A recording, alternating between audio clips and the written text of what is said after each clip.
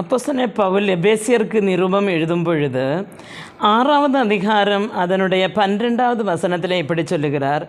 ஏனெனில் மாம்சத்தோடும் இரத்தத்தோடும் அல்ல, துரைத்தனங்களோடும் அதிகாரங்களோடும் இப்பிரபஞ்சத்தின் அந்தகார லோகாதிபதிகளோடும் வானமண்டலத்துள்ள பொல்லாத ஆவிகளோ சேனைகளோடும் நமக்கு போராட்டம் உண்டு என்று சொல்லப்படுகிறது. அருமையான தேவனுடைய பிள்ளைகளே, இன்றைக்கு கிறிஸ்தவர்களை அதிகமாக தேவனுடைய பிள்ளைகள் என்று சொல்லுகிறவர்கள் எடுத்துக்கொண்டால் அவர்களும் அதிகமாக சொல்லி கேட்கிற ஒரு வசனம் ஒரு காரியம் என்று சொன்னால் எனக்கு ரொம்ப போராட்டமாக இருக்கிறது. எவ்வளோ ஜெபித்தாலும் மாறல, மனிதன் எனக்கு போராடி கொண்டிருக்கிறான்.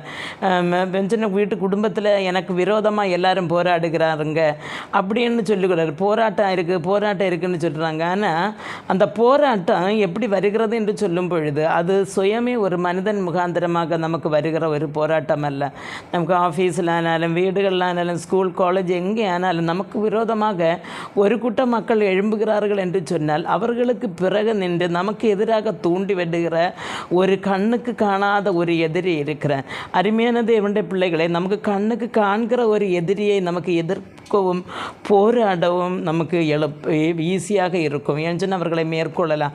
அவர்கள் எந்த ஆயுதத்தை பயன்படுத்துகிறார்கள் என்று நமக்கு பார்த்து நமக்கு என்ன செய்யலாம், அவர்களுக்காக எதிர்த்து நிற்க முடியும். ஆனால் கண்ணுக்கு காணாத அந்த தந்திரங்களோடு பிசாசின் அந்த ஆதிக்கத்தோடு நமக்கு எதிர்த்து நிற்க வேண்டும் என்று சொன்னால் அது நமக்கு கூடாத ஒரு காரியமாக இருக்கிறது. அதற்கு ஆவிக்குரிய அந்த சர்வாயுதங்களை நாம் தரிக்க வேண்டும் என்று வேதம் சொல்லுகிறது. இதனுடைய 11வது வார்த்தையில் வாசிக்கும் போது, நீங்கள் பிசாசின் தந்திரங்களோடு எதிர்த்து நிற்க திராணி உள்ளவர்களாகும்படி தேவனுடைய சர்வாயுத வர்க்கத்தை தெரிந்து கொள்ளுங்கள் என்று சொல்லுகிறது.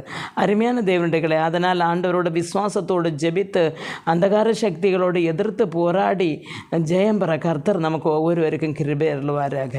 ஆமென்.